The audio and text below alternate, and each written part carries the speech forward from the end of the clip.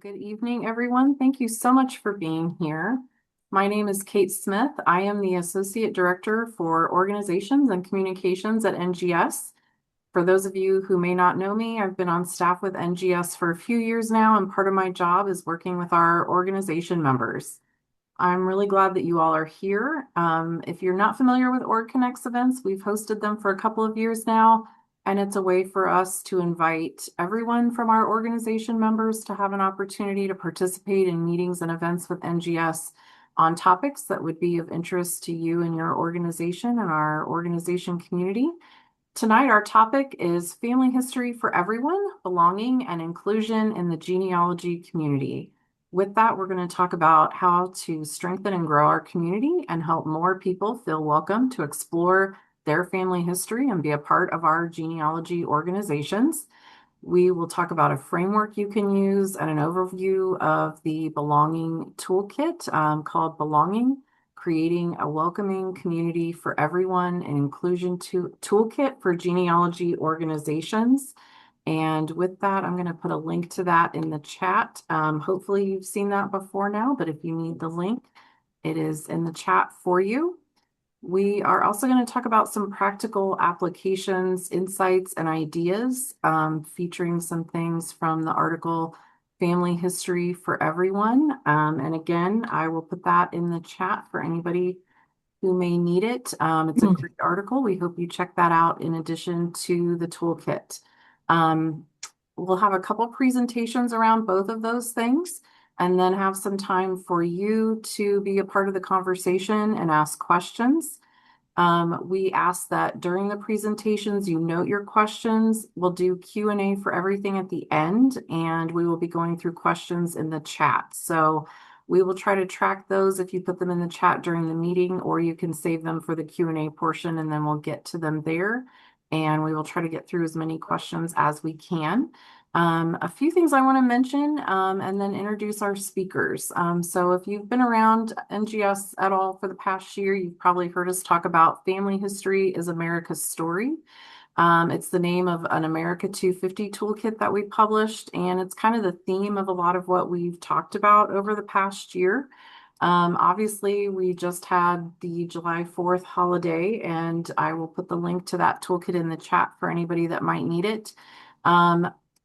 We may be past July 4th, but a lot of what we talked about in the toolkit is still relevant, and we hope that it's something that you can use well beyond America 250. And one of those things is talking about belonging and inclusion. So what we're talking about tonight really is part of that, an extension of some of what we talked about in the America 250 toolkit, trying to help all of our organizations welcome more people into the genealogy community. And so we want to help everyone on that path. We want to make everyone feel welcome in our community and give everyone the chance to explore their family history. And as part of that, we just want to let you know, NGS is right there with you. We've been on a journey ourselves looking into things in our history and what steps we can take to be more inclusive. And you'll hear a little bit about that more in a moment. We also just want to mention, we know that each of you and all of your organizations are coming into this tonight, probably on different parts of your own journey. And so we just want to say that, we're trying to create a space that is open and respectful where we can all be here and do this together. That's partly, why we're here. This is, the point of organization membership to some degree, is that we're here as a community and we work together to build each other up and bring more people into genealogy and family history research. And so we hope that this is an event that leaves you feeling inspired and not just overwhelmed. So we also just want to mention we only have an hour, and so we can't get to anything and everything, but we will cover some high-level points tonight and some really practical tips you can take away that hopefully give you some good places to start if that's where you are, or to build on what you're already doing if that's what you need. And so with that, I just want to introduce each of our speakers. We have a wonderful group here tonight, and I am so thrilled and thankful that they all were able to be a part of things this evening. Each of them just want to kind of wave as I introduce them, and You can see who they are really quickly. We'll start with Andre Kearns. Andre serves on the NGS Board of Directors.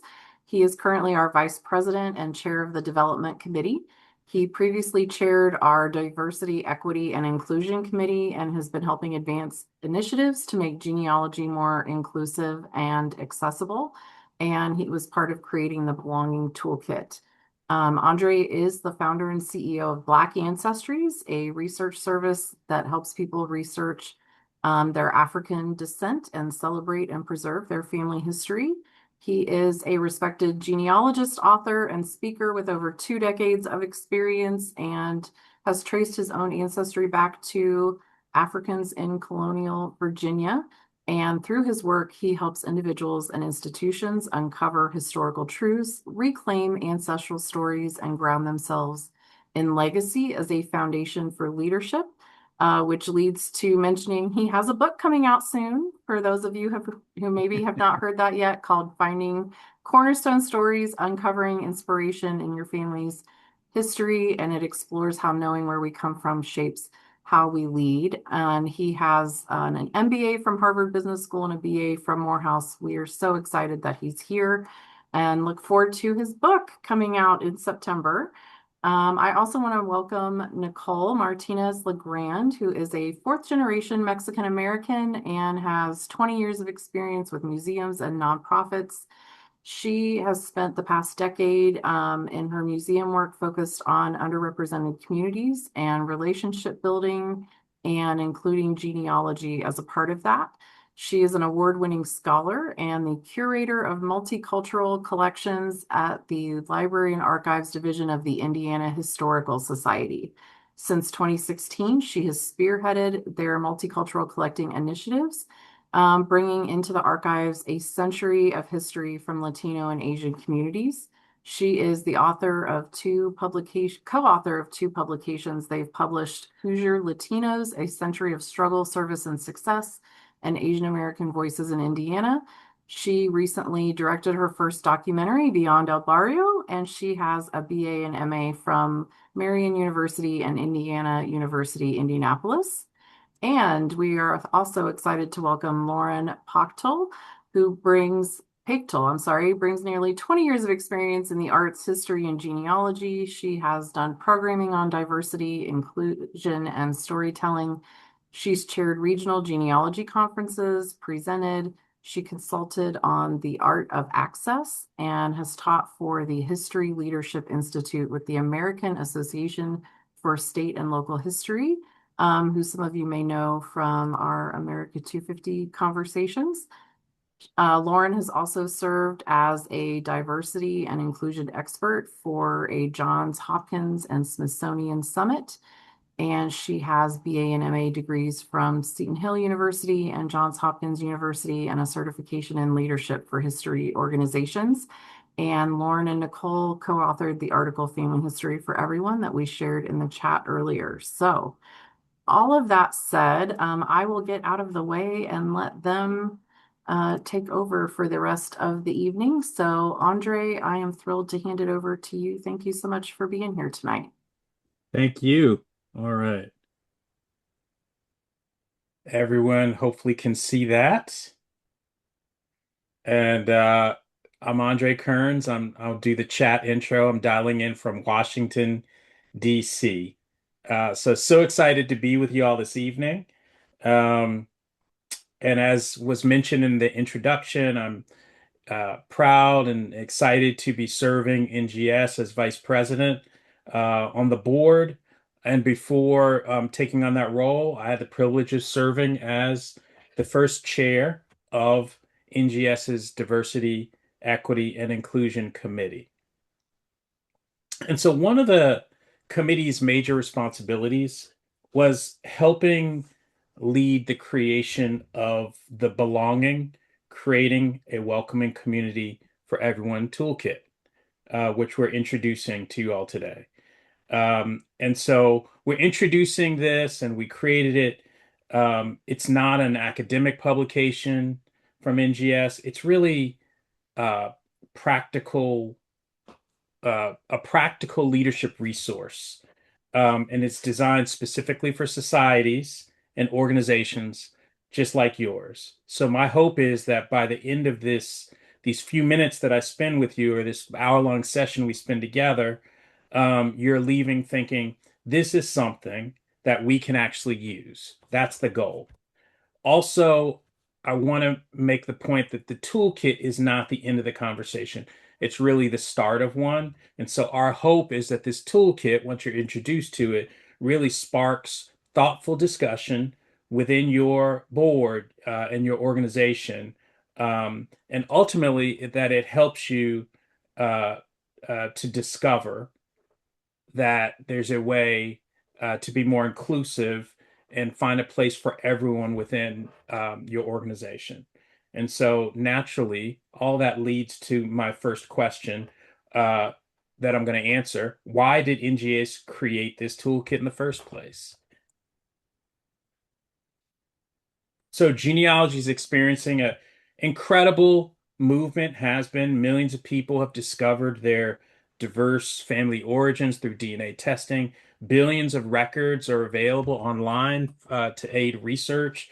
Thanks to organizations such as Family Search, you have TV programs like Finding Your Roots that's helping to continue to popularize genealogy and research. And then, of course, this year America is commemorating its 250th anniversary.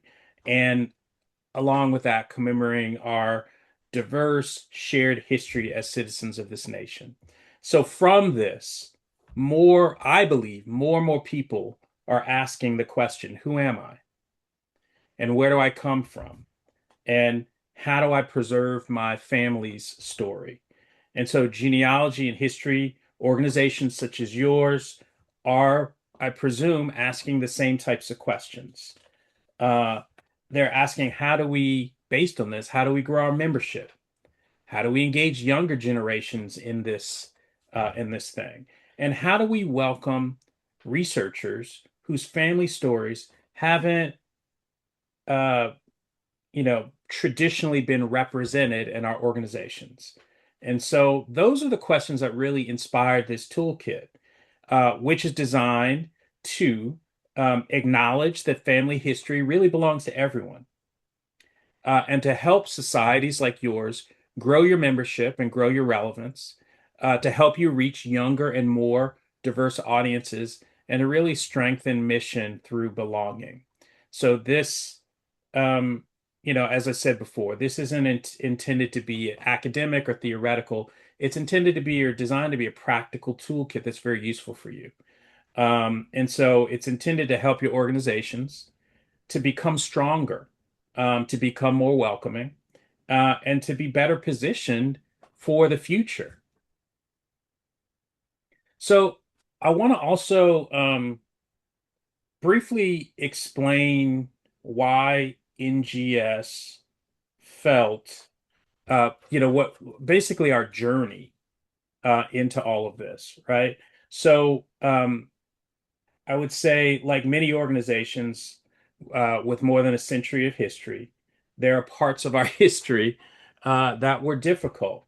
Um, so, specifically in 1960, there was an event where NGS denied membership to Black genealogists, which is kind of represent that we uncovered, which is basically representative of some of the exclusionary practices that the organization practiced since its founding many, many years prior to 1960. And so in 2021, the board of NGS formed a DEI committee, which I chaired. And so our committee, starting in 2021, worked with the board, we worked with staff, volunteers, and partners to really strengthen inclusion across our organization, across our conference, our publications, our partnerships, our governance, and our programming. Um, and in 2023, uh, maybe some of you were at the conference for this, but our board publicly chose to acknowledge our exclusionary history, and we apologized for it. And from that point, we made a commitment to do better. And so that commitment isn't about looking backwards and saying sorry about it solely. It's about asking, well, given this is our past and we don't want to continue that way, how do we move forward and what kind of organization do we want to become and what can we become in the future? And so this toolkit, I think, represents the next milestone in our journey towards inclusion. And so rather than keeping those lessons to ourselves, we were thinking about how do we scale this and how do we share this with every genealogy organization that we're affiliated with so that our entire community can benefit from all this. And so that's really the inspiration for the toolkit. Next, I wanted to talk about shared vocabulary. So, one thing our DEI committee learned very quickly was that people often use words differently. So, when we first formed as a committee, we actually had to take time as a team to figure out the right language that we could use to be able to work together to advance inclusion for NGS. And so, before asking any organization to take action, it's important to establish a shared vocabulary. So, for example, belonging, NGS defines that as people feeling welcomed, valued, respected, and connected, not just invited. Inclusion is about creating environments where everyone feels like they can fully participate. Accessibility is about removing barriers so everyone can engage in programs, events, resources. Nobody feels left out. Equity is providing fair access and support, recognizing that everyone begins from different starting points. And so you need to make a purposeful effort to accommodate for that. Diversity, welcoming different identities, different backgrounds, different experiences and perspectives into this one community that we all hold dear. And then finally, using inclusive language.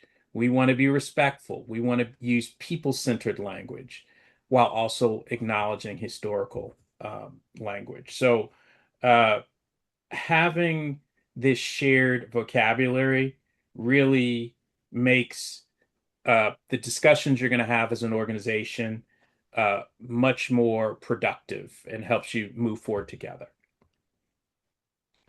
Inclusion is mission work. So sometimes people think of inclusion as separate from genealogy. And so I'd argue it's the opposite. Genealogy is fundamentally about people, all people. And so inclusive genealogical organizations tell more complete stories. They help to build stronger communities.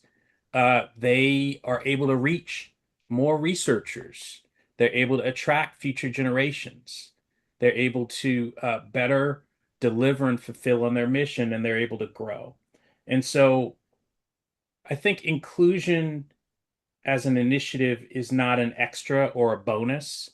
It really is foundational to fulfilling your mission more effectively and more completely. That's certainly how NGS has embraced it to the point where we have built it into our mission and vision as an organization. And so I don't think that inclusion should sit at the margins of our organizational strategies. It should sit at the center. And so organizations that embrace belonger are going to benefit from that. We firmly believe that. And so at the center of our toolkit really is a five-step framework. That's what you're going to find. Uh, and so step number one is understanding where your organization is today. Step number two is being willing to ask uh, reflective questions about where your organization is today and where you want to go. Step three is conducting a gap analysis based on that reflection. And then that reflection allows you to move into action. So setting SMART goals and then reaching outward once you've done all this work looking inward. So let me do a double click on these five steps in the next few slides to just go a little deeper on this. So steps 1 through 3, reflect before you act. I think I would say that the first half of our framework, these first 3 steps, It's all about listening, asking yourself as an organization questions that prompt reflection, right? Um, who feels welcome in our organization? Whose stories are represented within our organization time and time again? Um, who isn't represented in our organization as members? Who should be? Um, where are the programming, leadership, and accessibility opportunities for our organization to become more inclusive, to become bigger tent, to attract more members and grow our membership ranks. Um, and so we start out the toolkit with just a portfolio of these reflection questions that your board, that your organization leadership can use and ask one another and ask members um, uh, during retreats or in planning meetings uh, to gain that insight. And so, based on your reflection, you then can conduct a gap. You're prepared to conduct a gap analysis, comparing your intention of where you want to be with where you actually stand in terms of the actual member experiences. And so, once you identify this gap and you're aware of the gap, it's not about assigning blame. And it's not about making people feel bad that you're not where you want to be. It really is just about getting clarity where you are. Because once you get that clarity on where you are, then that's the foundation for how you can grow moving forward. And then, so those first three steps are about reflection.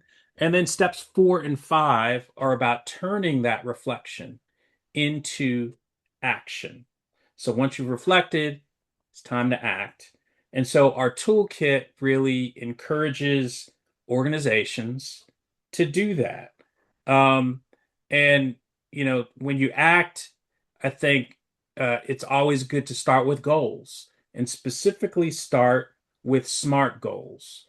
So, what's a SMART goal? That's an acronym for S, it stands for specific, M stands for measurable, A stands for actionable, R stands for relevant, and T stands for time bound. So that's the definition of SMART goal as I'm referencing it. But start with those SMART goals, and start small. So maybe it's like uh, making the decision to update your website language by specific time frame, right? Time bound, or improving your accessibility in very specific ways, or adding a specific community partnership. Name the organization and what you're going to do together, or diversifying your speakers. Think about the uh, how you want to diversify your speakers across what topics and in what vehicles. Like get specific, and then building partnerships and relationships. Um, and so you know these. I mean, we're going to share more examples as the program progresses, but I think these things let you reach outward through collaboration with libraries, museums, cultural organizations, schools, and community groups. And so that's how you turn your reflection into action. And then I think I mentioned this in the previous slide, but I want to kind of put a fine point on it. And that is there's a lot of value in starting small in order to build your momentum. Um, I think the toolkit gives you a lot of resources you can use, templates, sample statements, accessibility checklists, surveys, programming ideas, partnership suggestions. I think there's a 30-day action plan in there. But please don't feel like you have to do all of that at once. So you have to implement everything at once. I don't think there's anything good that comes out of feeling that way. I think that can lead to you feeling like you're intimidated by all this, and perhaps feeling a little paralyzed, and ultimately leading you to not do anything at all. Um, and so, if your organization I think, leaves this call today and is inspired to do one thing differently because of our toolkit, then that's success to us. You start with that one success and then you build from there. That's something that that everyone can build on. And so I would just like to close with this: together we can build belonging. And so our inclusion toolkit is available right there at that hyperlink that I'm sharing on the slide. And so I want to leave you with this thought. Imagine every NGS member organization becoming just a little more welcoming. Think about the thousands of people who would be impacted for the good. The thousands of people who would discover not only their ancestors, but also, learn more about a community uh, that their ancestors are from, and become part of a community where they truly feel like they belong. And so that, again, is our hope with this toolkit. And so I just, as I close out, for all the organizations that are on this call, I want to thank you for everything that you do for genealogy. And I'm super excited to see what you all do with this toolkit from this point on. And we're here to support you and be a resource for you. And we know you can do it. And so now I want to say thank you for these few minutes. And now I'd like to invite the authors of our NGS Magazine article titled Family History for Everyone to share some examples from that article, specific examples about how societies are already putting these ideas that we shared into practice. I'm going to stop sharing and hand it over.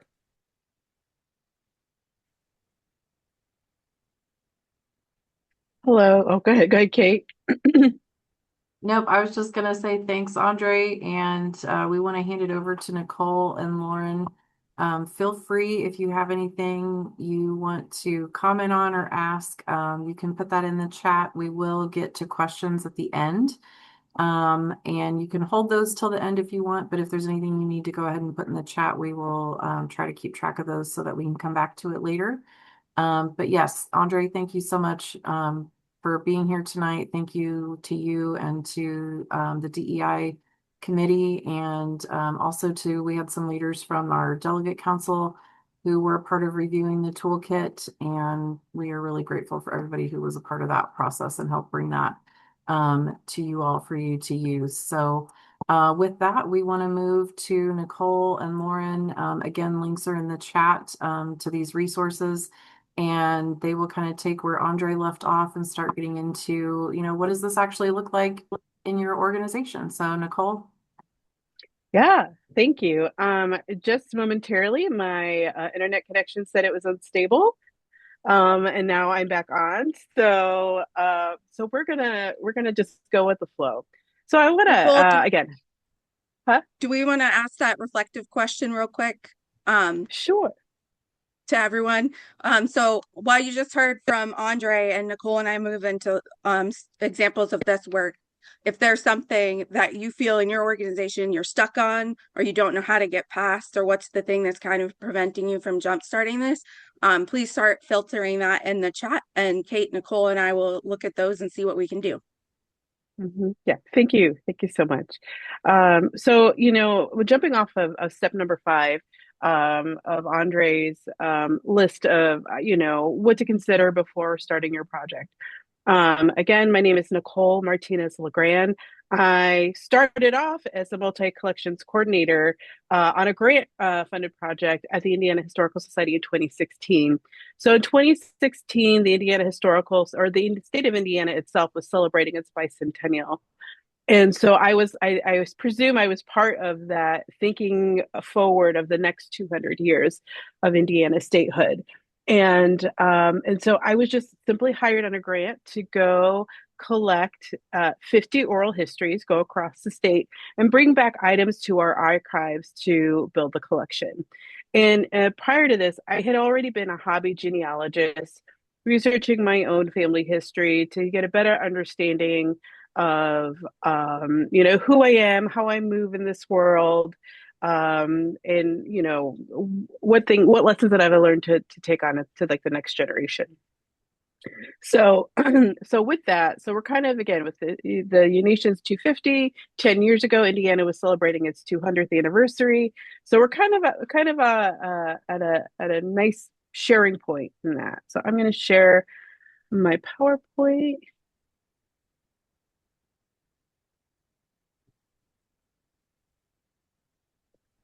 So really talking about genealogy in community. So this is the part where in Andre's presentation, he talks about coffee conversation and meetups and more.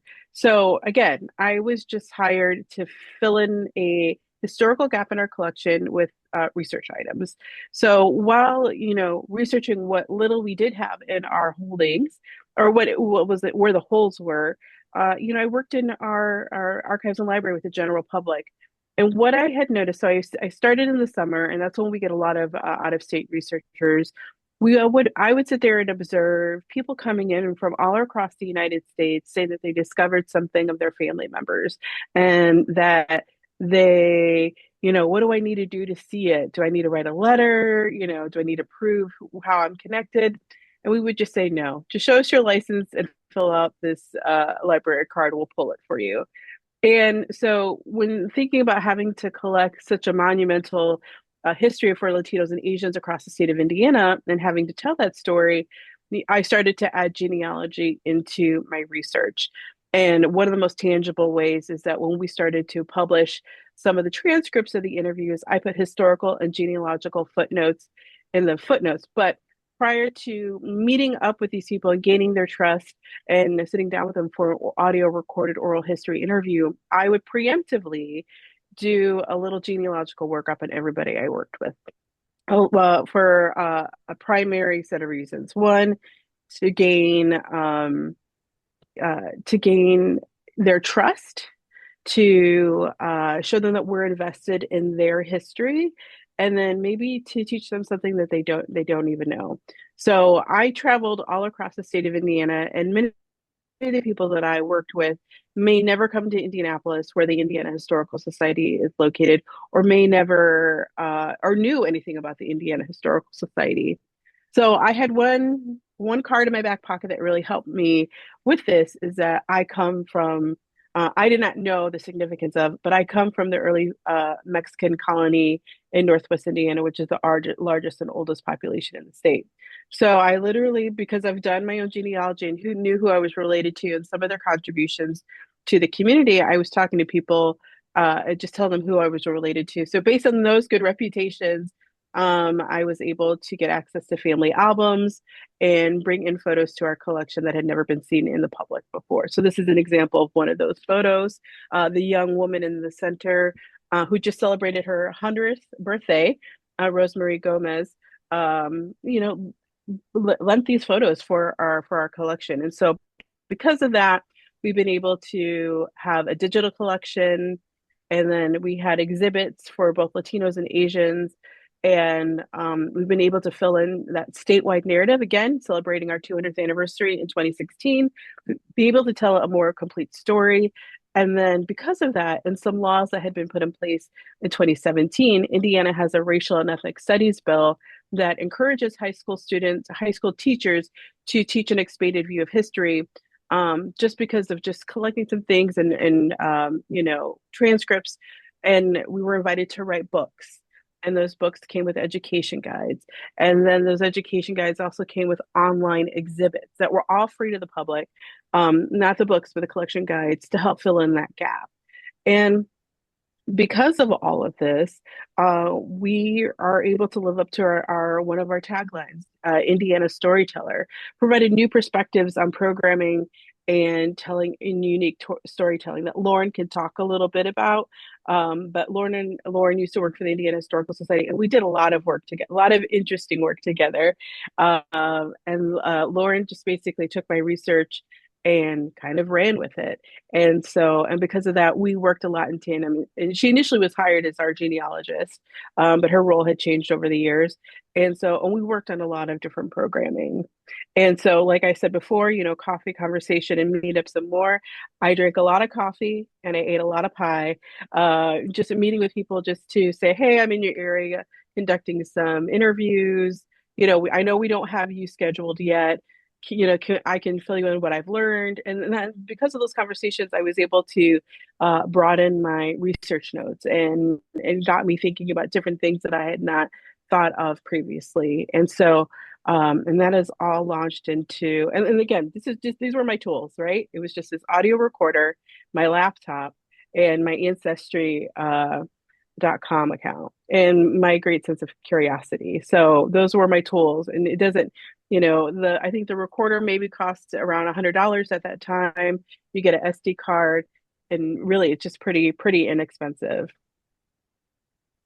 And because of that, again, leading to these two great books, every single photo that I collected for the Latino and Asian collection came from family albums. They were not previously seen to the general public, and we included them. And so because of my museum background and being community focused, is that and both of these books have transcripts of the interviews. So it's really a community-led history project. So we have, it's broken up into different sections talking about national and local history, but we let our interviewees be the Indiana storyteller by telling their stories and so reflecting on how, different policies and laws and just general world events, just like we're trying to figure out our own history, affected their lives and shaped these communities in Indiana.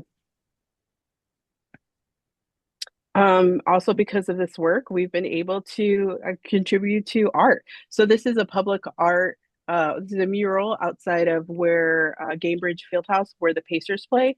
And this is a Bicentennial Unity Plaza. So these are 42 Hoosiers who made great contributions to the state or the city of Indianapolis. And so two of them are, one is Latino and one is Asian. At the top is Feliciano Espinoza. I worked with his children.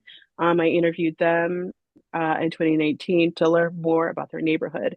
And he owned a grocery store, a Mexican grocery store, that was basically the front of their house. So they lived in a large house. Then the first floor served as the neighborhood's grocery store. And it was a focal meeting point for the early Latino community in Indianapolis. And then at the bottom left, you will see an Asian man by the name of Moy Key. He was Indiana's first Asian citizen and voter. And he gained his citizenship in Indianapolis, Indiana during the Chinese Exclusion Act of that era. And so he was noted as Indianapolis's Chinese mayor. And, local historians, city historians knew about Moy Key, who was very famous, I guess, within that crowd. Nobody knew about Feliciano Espinoza. And so when I was contacted, because of the books, because of all my blogs and public research, everything I try to do does not have a paywall, so people can find it. And I get contacted, like, can you give me a list of, notable Latinos, notable Asians? And I didn't know what it was going to be. And so it turned out to be this mural. And so I was able to celebrate with the Espinoza family. Feliciano has since passed, the Espinoza children, to celebrate their father being at the top of this mural. And then because of all that, in addition to research, meeting with their family, and writing some blogs about the neighborhood, which I deemed to be called the Lost Barrio of Indianapolis, is because it was a neighborhood that lies under 6570. So it was destroyed by the highway coming into or moving across the United States, but in Indianapolis. And then here's the movie poster of that, of additional photos that I collected. It's on YouTube. It's free. It's called Beyond El Barrio. And so it talks about not only just the neighbors, but the community leaders that came out of this era and connected to that neighborhood, who built institutions and change the fabric of Indianapolis that we can see and that are intangible ways. And so that has been a great success. It's now an award-winning documentary. We received an award for our work on that from the American Association for State and Local History. I think the history leadership History and Leadership Award that will pick up this September at the conference. And so just again, all of the continue just from being able to do a little genealogy, having an open mind, going out there with just my recorder, a great sense of curiosity has blossomed into all this kind of work. Lauren? All right. Thank you, Nicole. I'll give you a shout for a slide advance. So I just want to overview a lot of what Andre said with some specific points that lead into my example. As Nicole said, I used to work with the Indiana Historical Society from 2016 through 2025. And so a lot of my examples are, well, all of them today are through my work there with Nicole and at IHS. Every individual and Genealogy Society enters a new community with a history that shapes how outreach may be received or perceived. That history may include unconscious bias, limited inclusion, past leadership decisions, or broader legacies of racism, ableism, and exclusion. Recognizing this is not about assigning blame. It's a lesson in humility. And it's about approaching communities with that humility, listening before leading, and understanding that trust is built through consistent and inclusive actions. And that listening must be followed by consistency, accountability, and trust. It's outreach that makes sense to your organization and your individual community. We can give you examples and the toolkit, but what you guys set out to do makes sense for you. A single program, invitation, or Heritage Month event is not enough. A single person carrying that work alone doesn't work either. Societies build trust when they show up repeatedly, follow through on commitments, acknowledge mistakes, and are transparent about what they are doing and why. Trust develops slowly through actions, not statements. Communities change, relationships deepen, and new concerns emerge. Ongoing listening helps societies evaluate whether their efforts are genuinely serving people or simply reflecting the assumptions of those already in leadership. From there, societies can identify common goals and build meaningful, authentic relationships. These are reciprocal rather than transactional. Instead of approaching a community only when we need speakers, attendees, records, stories, or credibility, we should ask what we can contribute, what shared priorities exist, and how decisions, resources, visibility, and credit will be shared. This is really important. Ultimately, what are you doing to help support this community you're building a relationship with? That goal toward real equity and diversity in who belongs, who participates, whose histories are preserved, who holds influence, and who benefits from the society's work. That takes sustained relationships and sometimes changes to longstanding practices, longstanding or key programming, and also often leadership. It becomes a visible priority. It's visible. You don't have to make statements about it. And it's whose voices shape the society's priorities and its future. And when you do this work correctly, the real authentic long game work, it shows and it grows. And it softens some speed bumps for meaningful collaboration with other communities and or individuals. All right, Nicole. So like I said, I start, go ahead. Oh, I thought you meant, never mind. Next slide. I know it's not moving. Okay. Oh, there we go. There you go. So when I started at the Indiana Historical Society in late 2016, I was sent on a work trip almost immediately to the Lafayette area for a listening session with a bunch of state park rangers with the Miami Tribe of Oklahoma and Pokagon Band of Potawatomi. And at that session, it was me and a bunch of park rangers exclusively. And the citizens of these nations were teaching us their own history and how they want to be taught to our audiences, because it is not their responsibility to teach us when they're still teaching their own people. And that was the key thing of it is our job, my job at that time, to get it right and do the work to be better. So when I got back to IHS, I looked at past programs and I looked at collections and I didn't see any work with Native people that were still alive or any tribes. All I saw was a well-regarded history of the Miami that IHS published not too long before, but that work was written by a non-Native author. And while he was non-Native, he did work with the tribe some, but it still wasn't work with the tribe. And so I had to ask those tough questions. And what I learned was that the IHS had spent so long without real meaningful partnerships and kind of doing these one-off collaborations that no one really wanted to take on that relationship building, largely because they were too scared to mess it up because that would be really bad. So it ended up not being prioritized. So I realized if it was going to happen, it needed to start with me. Since I was sent on that leadership or on that work trip. And so I started that. So after that meeting, Diane Hunter, who this photo and some info about her was in the article, is now the retired tribal historic preservation officer for the Miami Tribe of Oklahoma. And she was a collaborator on an upcoming exhibit on the Angel Mounds at the Historical Society. So I scheduled a meeting when I knew she was already in the building since she traveled over a long lunch. And it was 3 hours of the most intensive listening of my entire life. I wanted to get it right.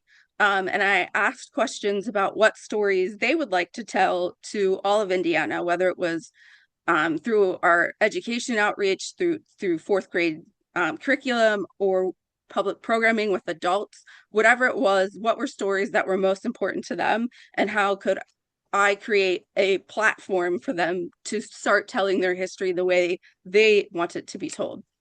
And at a certain point, the way I was asking questions about that, Diane turned to me and said, no one's ever asked me what we want in this kind of angle before.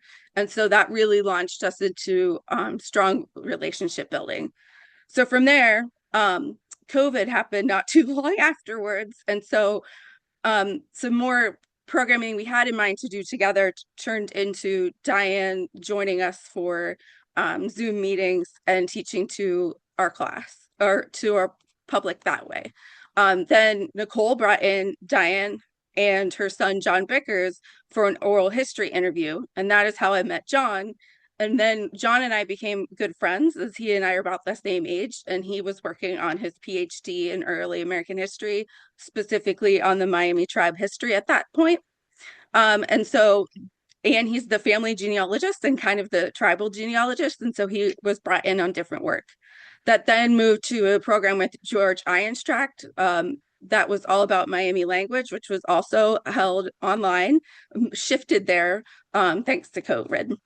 We also partnered with the Eiteljorg Museum of American Indians and Western Art here in Indianapolis for a Zoom program that included Katrina Mitten, who's an artist of the Miami Tribe of Oklahoma, Karen Ann Hoffman, who's Haudenosaunee, and Jeremy Turner, who is Shawnee. We also did follow-up conversations with Jeremy Turner's wife, who is Navajo, and who is a local fifth grade teacher who incorporates Native history into her classrooms to see what we could do from there. Nicole? So I continued listening and learning, and that included me reading a lot, listening to Native content and podcasts and publications, traveling and listening to, going to listening sessions of other tribes, and the state commission, Indian commission across the state, being invited to events that I made sure I showed up to. I would move events to make sure I showed up to. And sometimes I came as myself, and sometimes I came in my IHS polo, because it was about building a relationship with myself first, and then on behalf of the organization I represented. And from those, it was bringing Native history experience and history where it hasn't always been celebrated. And we made a focus on celebration instead of being trauma-centered. And that was a big goal between myself and Nicole and some others in doing programming on multicultural events. Was this about celebration and not necessarily always about hardship. But with the Miami Tribe of Oklahoma, the story of forced removal and that we are a people with a past, not a people in the past, was a major drive in every single program. This also included me learning tools about gift giving and following up, which meant that sometimes I showed up to events and meeting new people with tobacco pouches, and sometimes it was some shared art. So We also had one of our keynote speakers from Midwestern Roots was Katrina Mitten. So she was the storyteller through her beads. She's an internationally known artist, and she was one of our keynote speakers and came with her granddaughter because she was her official apprentice. And then finally, I did an awesome collaboration with John Bickers, Diane's son, where I had this wild idea of coming up with a 1790s Northeastern Indiana, Miami focused in-person Oregon Trail kind of game. And so I worked with John on the history and the language so that the entire activity worked within the history and celebrated Miami history, native history of the region, and real relations that was Miami celebration focused. And we put parts of this on for the public, and it was super well loved.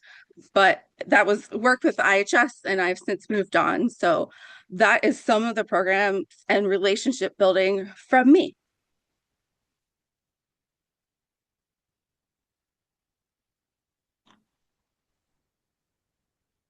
Awesome. Thank you both.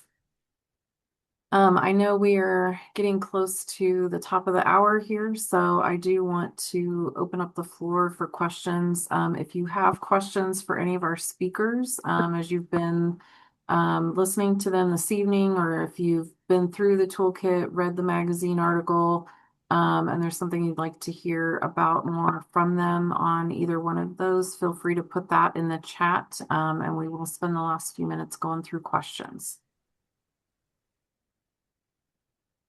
I'll just throw something out there that I didn't cover. Andre had talked about, how do you connect to younger generations? And so I kind of disguise, I'm a mother. So like when I have to give medicine, I have to disguise it, right? You have to buried in the in the food to get your child to take said medicine.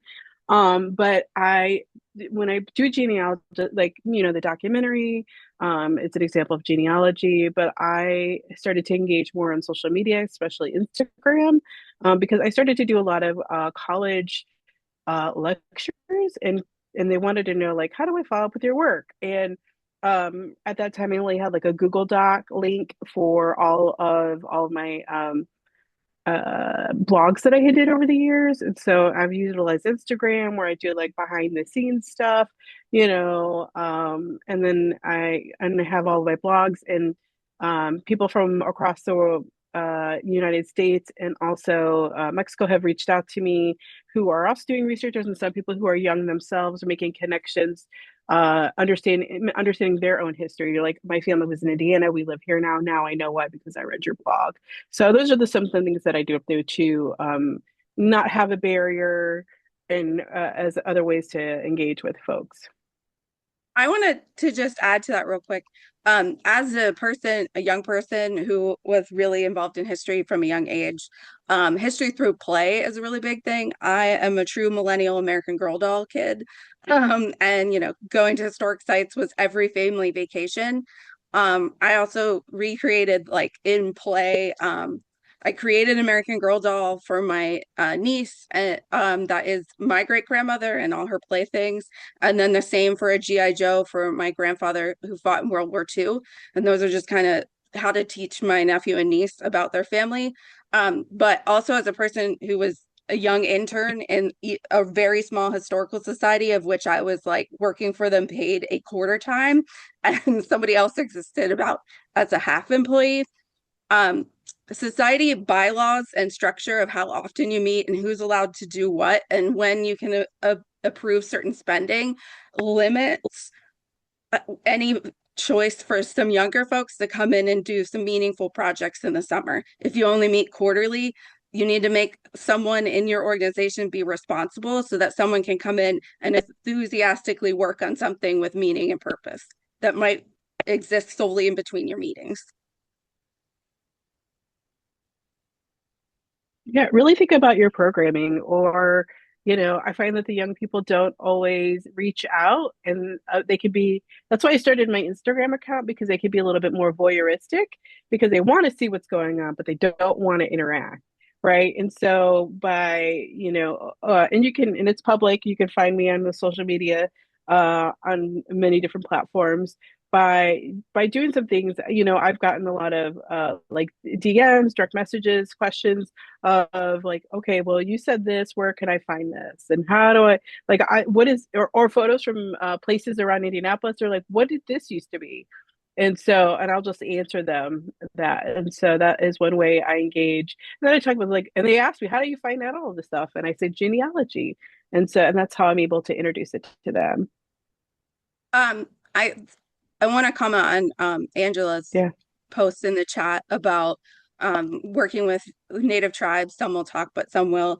Um, Coming into it from a genealogy angle and talking with Native people is often going to be a challenge from the start, just because of the DNA testing and everything, and people trying to get into tribes, and tribes all have different laws about who can be federally recognized and not. Even if that's not the goal of the collaboration and partnership, it is a massive barrier to understand, and each tribe and each individual person kind of has their own approach to that. So it's one of those listen and show up to events for a while and learn more about specific tribal politics and everything and what they believe on certain things, their enrollment, because that's all key to figure out how you fit into this conversation. And sometimes if you don't at all, and if that's true, that's okay. Karen asked a great question about, she has membership all throughout the United States and Canada. What can we do to engage more people besides Zoom meetings and biennial conferences? What kind of programming, what does your programming look like? I mean, is that your programming?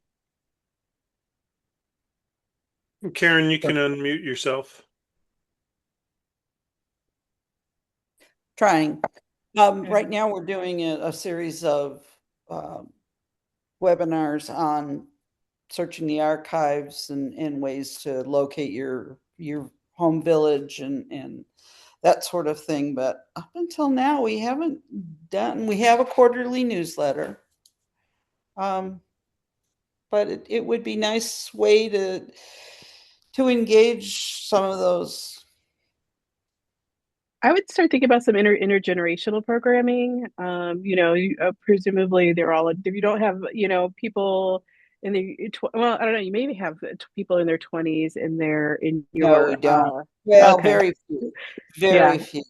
What is your organization? Czechoslovak Genealogical Society. Maybe try to announce in your newsletter and email and at the head of programs and stuff, so it's like long going, to ask people if they have any traditional recipes from great grandparents or grandparents or whoever, and then see if those could be submitted. But more than that, if they take photos during that, and if anyone's a little bit more tech savvy, if they could take videos of that, of them working on it together. And if they're an older person, encourage them to find someone in the family who's younger. And it might be a fun contest where people get renewed membership for free if they have, like, whoever enters, and then other people can remake the recipe and it gets shared more or something like that. Okay. Because it's all about like storytelling, right? And I think a lot of my interest in genealogy came from my grandparents, who I felt like told the same 5 to 10 stories. And then when I started to work on this project with the Historical Society, meeting other people, I began to find my family and other people's photos. Not everybody had a camera at different stages of their life, and just learning just other anecdotal things. And so when I shared that with like other people, and people I went to high school with were like, oh, you're not a really Perez, you're really an Anguiano.